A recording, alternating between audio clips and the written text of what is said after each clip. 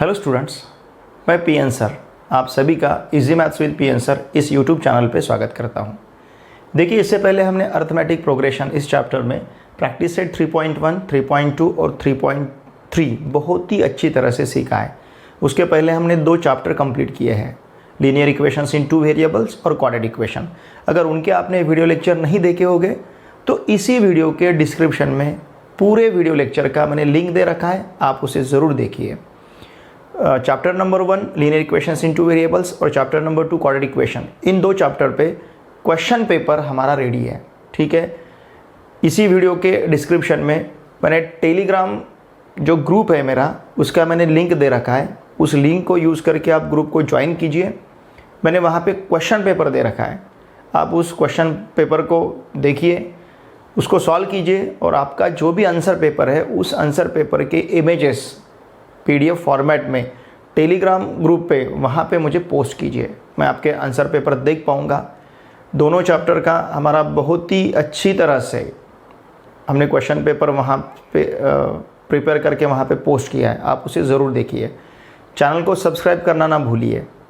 पूरे महाराष्ट्र में आपके जो भी फ्रेंड या relatives class 9th, 10th, 11th और 12th में पढ़ते हैं, उन सभी को मैथमेटिक्स के लिए इस चैनल को सब्सक्राइब करने के लिए कहिए। चलो अब हम स्टार्ट करते हैं प्रैक्टिस सेट 3.4। देखिए, प्रैक्टिस सेट 3.4 में सभी हमारे लिए वर्ड प्रॉब्लम है। जनरली हमने देखा है हर एक चैप्टर में, चैप्टर नंबर 1 में, चैप्टर नंबर 2 में और अभी चैप्टर नंबर 3 चल रहा है हमारा। जो भी लास्ट का प्रैक्टिस सेट रहता है, उस लास्ट के प्रैक्टिस सेट में सभी वर्ड प्रॉब्लम रहते हैं, जिसे हम एप्लीकेशन कहते हैं। जैसे हमने लीनियर इक्वेशंस इन 2 वेरिएबल सीखा है, तो उसका एप्लीकेशन हमें डे टू डे लाइफ में हम उसे किस तरह से यूज़ कर पाएंगे, तो इसके लिए आपको लास्ट प्रैक्टिस सेट में वर्ड प्रॉब्लम दिए गए थे। क्वाड्रेटिक इक्वेशन में भी जो हमारा लास्ट प्रैक्टिस सेट था, वहाँ पे भी हमें वर्ड प्रॉब्लम दिए गए थे। अभी यहाँ पे भी जो हमारा लास्ट प्रैक्टिस सेट है 3.4, यहाँ पे भी हमें वर्ड प्रॉब्लम दिए गए हैं। ये प्रॉब्लम देने का उद्देश्य है कि हम मैथमेटिक्स ये सब्जेक्ट, अलजेब्रा रहेगा या फिर ज्योमेट्री रहेगा, हमारा जो मैथमेटिक्स सब्जेक्ट है हम ये क्यों सीख रहे हैं, इसका हमें डे टू डे लाइफ में क्या उपयोग है, ये यूज़फुल है क्या, इन सभी बातें आपको यहीं पे समझ जाए कि नहीं हमने क्वाड्रेटिक इक्वेशन सीखा है, क्यों सीखा है, because it has application in day to day life. हमने क्वाड्रेटिक इक्वेशन, हमने लीनियर इक्वेशंस इन 2 वेरिएबल्स क्यों सीखा है, क्योंकि उसका हमारे डेली लाइफ में बहुत इंपॉर्टेंट रोल है। इसी तरह से हमने अर्थमेटिक प्रोग्रेशन क्यों सीखा है, क्यों सीख रहे हैं, क्योंकि डे टू डे लाइफ में इसका हमारे लिए बहुत ही इम्पॉर्टेंट एप्लीकेशन है। तो ये बातें आपके समझ में आए, इसलिए देखिए इस तरह के प्रैक्टिस सेट, इस तरह के वर्ड प्रॉब्लम आपको यहाँ पे दे रखे हैं। जैसे पहला जो प्रॉब्लम है, ये पहला प्रॉब्लम आपका डे टू डे लाइफ का है। ये पहले प्रॉब्लम में जो दिया है वो प्रॉब्लम आप खुद के लाइफ में इम्प्लीमेंट कर सकते हो। ठीक है, चलिए स्टार्ट करते हैं हम पहले प्रॉब्लम से। क्या दिया है देखिए, on 1st January 2016 Sanika decides to save ₹10, ₹11 on 2nd day and ₹12 on 3rd day. If she decides to save like this, then on 31st December 2016 what would be her total saving? देखिए, problem बहुत ही easy है और हमारे लिए बहुत ही useful है। इस तरह से अगर आप सेविंग करना चाहोगे, यहाँ पे ₹10 से स्टार्ट किया, आप ₹1 से भी स्टार्ट कर सकते हो। और देख सकते हो कि आज मैंने ₹1 से अगर मैं स्टार्ट करता हूँ ₹1 से, तो एक साल में मेरे पास कितने रुपए जमा होंगे, ये आप इस प्रॉब्लम के थ्रू दे सकते हो। Problem day to day life के लिए बहुत ही इंपॉर्टेंट है। ठीक है, देखिए अब क्या दिया है प्रॉब्लम में। सानिका जो है, सानिका डिसाइड कर रही है कि 1st January से 1st January 2016, मतलब 2016 का जो फर्स्ट डे है 1st January, वहाँ से उसे सेविंग करना है।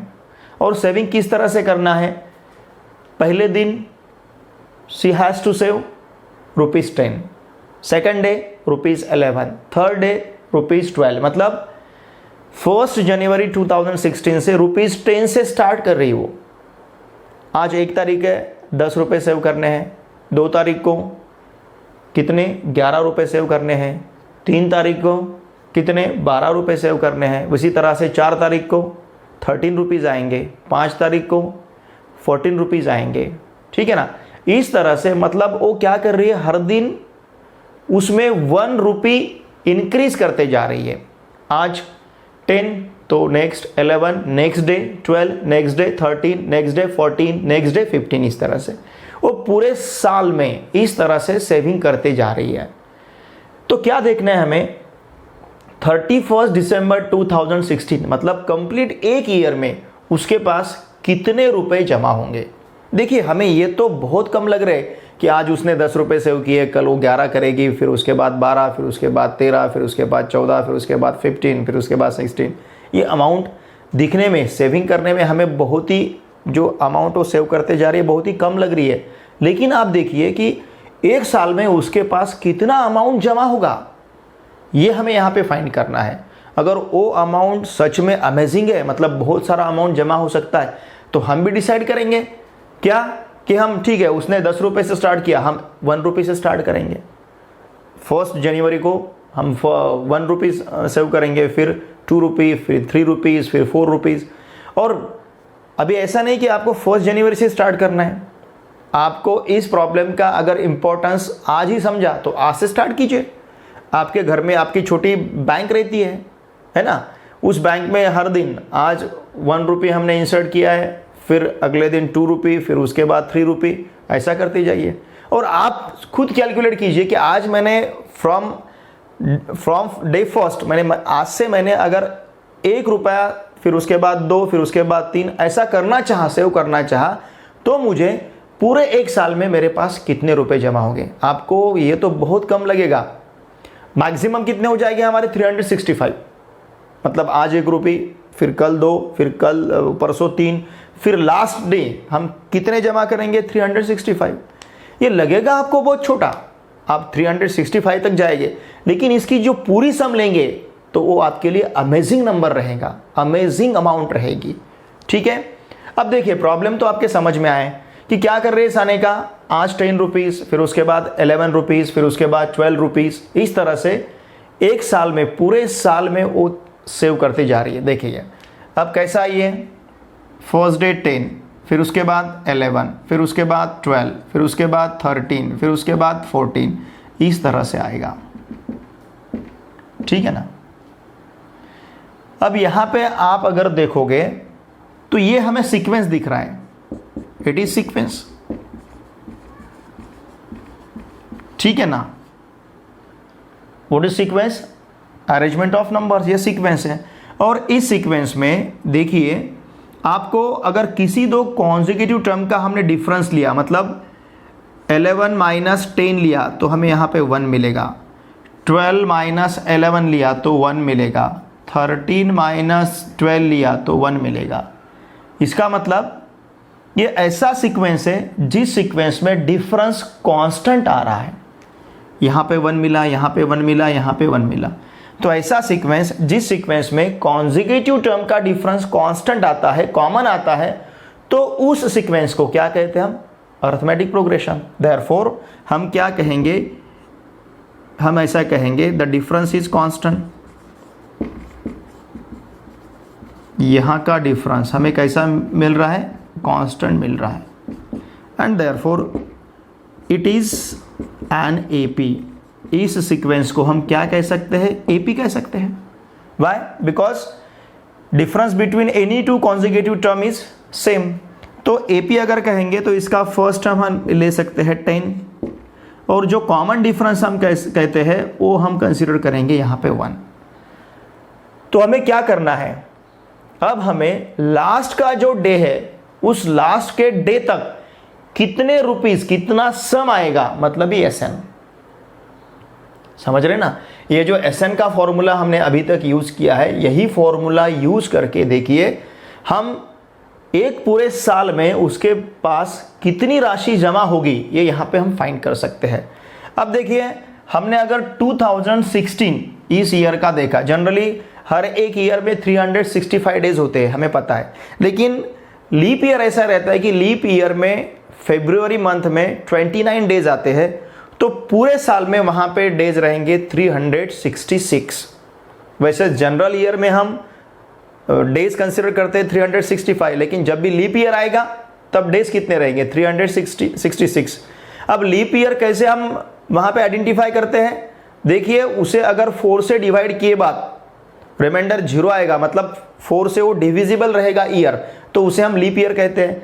अगर आपने 2016 देखा तो इसको आप 4 से डिवाइड कर सकते हो और रिमाइंडर 0 आएगा, मतलब 2016 इज डिविजिबल बाय 4, तो 2016 हमारे लिए क्या हुआ? लीप ईयर हुआ। अगर वो लीप ईयर है तो पूरे डेज कितने हो गए? 366। एक साल में पूरे डेज कितने आएंगे? 366। मतलब 366 जो डे है लास्ट का, उस डे तक कितना अमाउंट हमारे पास जमा रहेगा, सानिका के पास जमा रहेगा, ये यहां पे हमें फाइंड करना है। हम क्या लिखेंगे? Since 2016 is leap year, therefore 2016 has how many days? 366 days। उसमें कितने डेज रहेंगे? 366 डेज रहेंगे। तो हमें 366 डेज में कितना अमाउंट जमा होता है ये हमें फाइंड करना है। देखिए हमारे पास फॉर्मूला है SN equals to n/2 inside the bracket 2a plus n minus 1 into d. ठीक है ना। अब यहाँ पे बहुत ही सिंपल है, हमें क्या करना है? यहाँ पे हमें n इक्वल्स टू 366 सब्सिट्यूट करना है। हमें a पता है, d पता है, तो यहाँ हमें मिलेगा S 366 equals to n/2। What is n? 366 upon 2 inside the bracket 2a, a का वैल्यू हमारे पास 10 है, 2 into 10 plus 366 minus 1 n minus 1 into d, d का वैल्यू 1 है। ठीक है ना। देखिए हमारे पास क्या है अब? 366 अपॉन 2 है, तो 366 अपॉन 2 मतलब कितना आएगा? 183। ठीक है। और ये 183 इंटू ब्रैकेट में हमारे पास कितना आएगा? 20 प्लस 365, तो ये रहेगा हमारा 183 इंटू 385। समझ रहे ना आप? 183 इंटू 385, तो ये अमाउंट आपका बनेगा 70,455। देखिए हमें अमाउंट तो कम लग रहा था, क्योंकि फर्स्ट डे सानिका ने कितने 10 रुपीज़ सेव किए, second day 11 rupees, third day 12 rupees, लेकिन भले ही उसने अमाउंट छोटा छोटा वो सेव करते गई, लेकिन अगर हमने टोटल अमाउंट देखा, पूरी जमा राशि अगर हमने यहाँ पे देखी, पूरी पूंजी अगर हमने यहाँ पे देखी, तो ये मिल रही है हमें 70,455। और ये अमाउंट कम है क्या? नहीं। अब आप क्या करोगे? आपके लिए एक होमवर्क है। आप क्या करोगे कि आप ऐसा मान के चलिए कि आज से हमें 1 रुपये से स्टार्ट करना है। ठीक है। या फिर आप डिसाइड करोगे कि आने वाला जो साल है, आने वाले साल में हमें फर्स्ट डे से 1 रुपये स्टार्ट करना है सेविंग। 1 जनवरी को हम 1 रुपये, 2 जनवरी को 2 रुपीज़, 3 जनवरी को 3 रुपीज़, ऐसे सेव करते अगर गए हम, तो लास्ट का हमारा जो 31 दिसंबर रहेगा, तो उस टाइम हमारे पास कितने रुपए रहेंगे ये आप फाइंड करके देखिए और वैसा फिर प्लान कीजिए। चलिए हमें घर पे तो मिलता है, आज 1 रुपये मिलेगा, कल हमें 2 रुपये, ये अमाउंट तो हमें घर से मम्मी पापा, बड़ा हमारा भाई, बड़ी बहन, कोई भी हमें दे सकता है। ठीक है ना। तो ये होमवर्क आप करके देखिए। अगर वो सच में अमाउंट बहुत ज़्यादा आती है तो वैसा स्टार्ट भी कीजिए, क्योंकि वो तो अमेजिंग अमाउंट रहेगा। हमें यहाँ पे प्रॉब्लम सॉल्व करते समय ऐसा नहीं लगा था कि 10 रुपीज़ से अगर वो स्टार्ट करती है तो उसके पास इतना अमाउंट जमा होगा, और ये अमाउंट बहुत ही बड़ा अमाउंट है। और क्या करना है? सिर्फ आज 10 रुपये सेव करने हैं, कल 11 रुपये, फिर परसों 12 रुपये, ऐसा उसने 1-1 रुपये वहाँ पे ऐड किया है। तो हम क्या कहेंगे? हमारा फाइनल रिजल्ट क्या रहेगा? देयरफॉर सानिका सेव्ड रुपीज़, कितने रुपये सेव करेंगी? 70,455। ठीक है। इस तरह से सानिका के पास इतना अमाउंट जमा होगा। क्वेश्चन नंबर 2 देखिए। A man borrows 8,000 and agree to repay with a total interest of rupees 1,360 in 12 monthly installments, each installment being less than the preceding one by rupees 40. Find the amount of first and last installment. क्या दिया है problem में हमें? एक person ने, एक man ने क्या किया है, 8,000 रुपीज़ लिए हैं और वो 8,000 रुपये वो रिटर्न कर रहा है। लेकिन कैसे रिटर्न कर रहा है वो, कि उसके साथ वो उस 8,000 रुपीज़ का इंटरेस्ट 1,360 ये इंटरेस्ट ऐड करके अमाउंट को रिटर्न करेगा। मतलब 8,000 प्लस 1,360 इतनी अमाउंट वो रिटर्न कर रहा है और वो रिटर्न कर रहा है 12 मंथली इंस्टॉलमेंट्स में। मतलब उसके एक साल में 12 मंथ, तो हर एक मंथ ऐसे 12 इंस्टॉलमेंट वो पे करेगा, वो जो भी अमाउंट टोटल अमाउंट रहेगा। और क्या कहा है, each installment being less than the preceding one by rupees 40। मतलब सपोज आज ये महीने में फर्स्ट मंथ में अगर उसने 500 सपोज मतलब ये वो एक्चुअल फिगर नहीं, मैं बता रहा हूँ आपको, ये मंथ में अगर उसने फर्स्ट मंथ में अगर उसने 500 दिए हैं तो अगले मंथ में वो 40 रुपीज़ कम देगा, मतलब 460 देगा। फिर अगले मंथ में उससे 40 रुपीज़ कम रहेंगे, मतलब अगले महीने में वो 420 देगा। समझ रहे ना आप? फर्स्ट मंथ में जितने दिए उससे 40 रुपीज़ कम सेकंड मंथ में देगा, सेकंड मंथ में जितने दिए उससे 40 रुपीज़ कम थर्ड मंथ में देगा, थर्ड मंथ में जितने दिए उससे 40 रुपीज़ कम फोर्थ मंथ में देगा। मतलब अमाउंट हर महीने हर मंथ अमाउंट ₹40 से कम होती जा रही है। समझ रहे ना आप? मतलब हर 2 कॉन्जिक्यूटिव मंथ में ₹40 वहां पे हमें मिल रहा है डिफरेंस। लेकिन कैसा मिल रहा है, ये डिफरेंस हमें निगेटिव मिल रहा है। ठीक है ना? जैसे उसने फर्स्ट मंथ में सपोज 500 दिए तो सेकंड मंथ में 460 देगा, थर्ड मंथ में 420 देगा, फिर आगे वाले मंथ में 380 देगा। समझ रहे ना आप? इस तरह से वो अमाउंट रिटर्न कर रहा है। तो अगर इनका हमने डिफरेंस लिया तो ये -40 मिलेगा, इनका अगर हमने डिफरेंस लिया तो ये -40 मिलेगा। ठीक है ना? इनका अगर हमने डिफरेंस लिया ये भी हमें -40 मिलेगा। मतलब ये जो हमारे सामने ये ऐसा सीक्वेंस है कि जिस सीक्वेंस में डिफरेंस कांस्टेंट मिल रहा है हमें। अगर सीक्वेंस में डिफरेंस कांस्टेंट आएगा तो उस सीक्वेंस को हम क्या कह सकते हैं, एपी कह सकते हैं। ठीक है ना? तो ये रहेगा हमारे पास अरिथमेटिक प्रोग्रेशन। हम एग्जांपल ले रहे हैं। ठीक है? तो इसका मतलब हमें ऐसा एपी मिलेगा कि जिस एपी में डिफरेंस हमारा कांस्टेंट रहेगा। चलो देखिए वो अमाउंट कितना रिपे करेगा। रीपेड अमाउंट कितना रहेगा, 8,000 उसने बोरो किए थे, उसमें 1,360 ऐड करके वापस कर रहा है वो, तो मतलब ये होगा हमारा ₹9,360। इतना अमाउंट वो पर्सन, वो आदमी रिटर्न कर रहा है। 8,000 उसने बोरो किए थे, इतना उसके साथ इंटरेस्ट जोड़ना पड़ेगा तो अमाउंट मिलेगा हमें ₹9,360। इतना अमाउंट वो आदमी रिटर्न करेगा। ठीक है? और ये अमाउंट उसे 12 इंस्टॉलमेंट में रिटर्न करने हैं। और ईच इंस्टॉलमेंट हर एक इंस्टॉलमेंट जो है तो कैसा है वो, being less than preceding one by ₹40। तो हम क्या कहेंगे, द मैन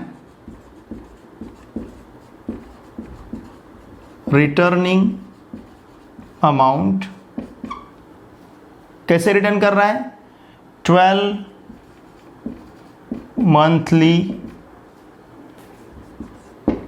इंस्टॉलमेंट्स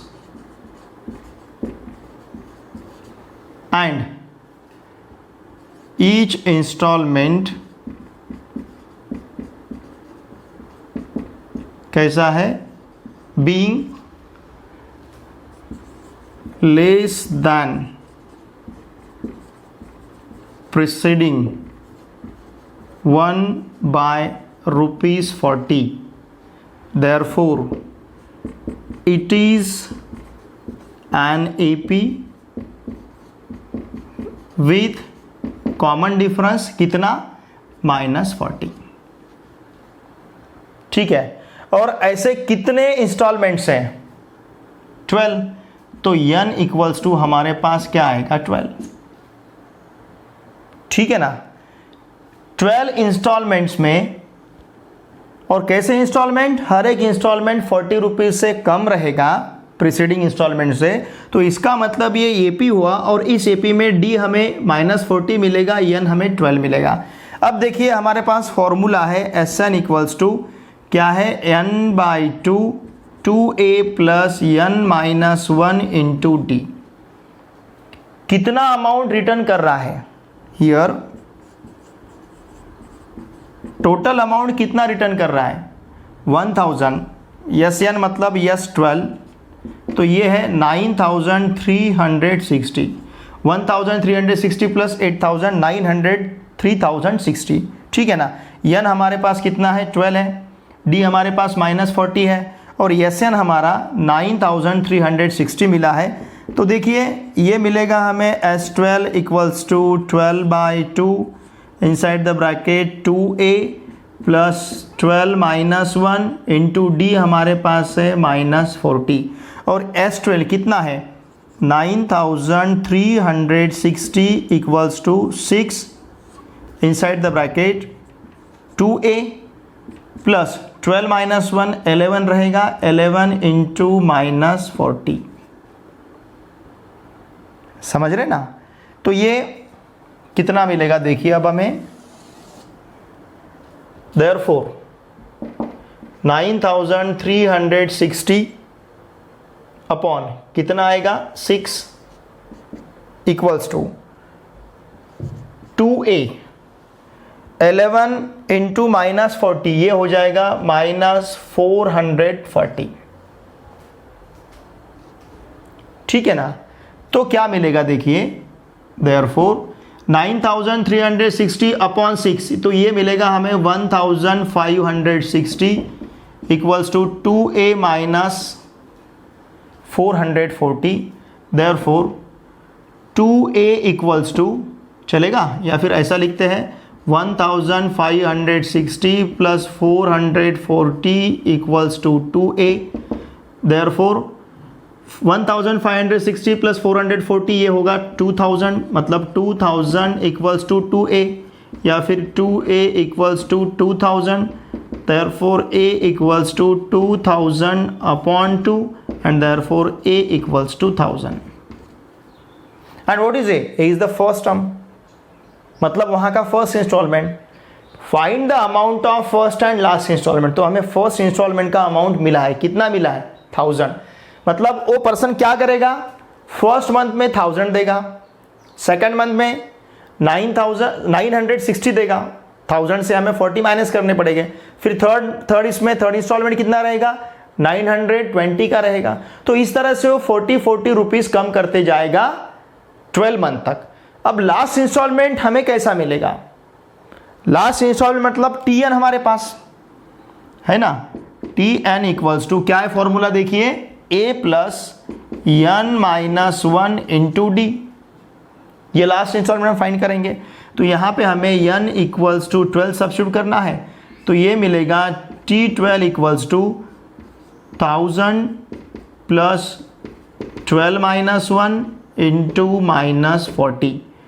तो ये मिलेगा T12 equals to 1000 12-1 it will be 11 minus 40, ये रहेगा हमारा -440. 1000 माइनस 440, तो ये मिलेगा हमें 560. मतलब क्या?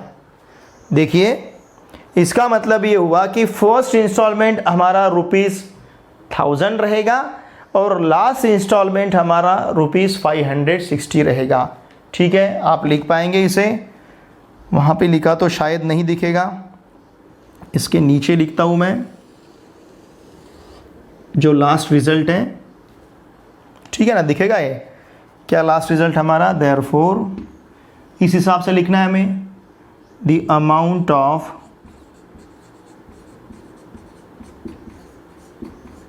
First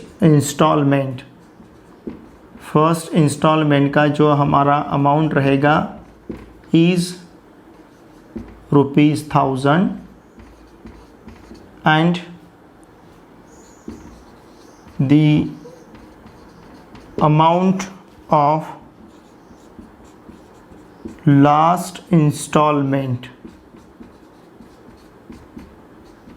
is ₹560।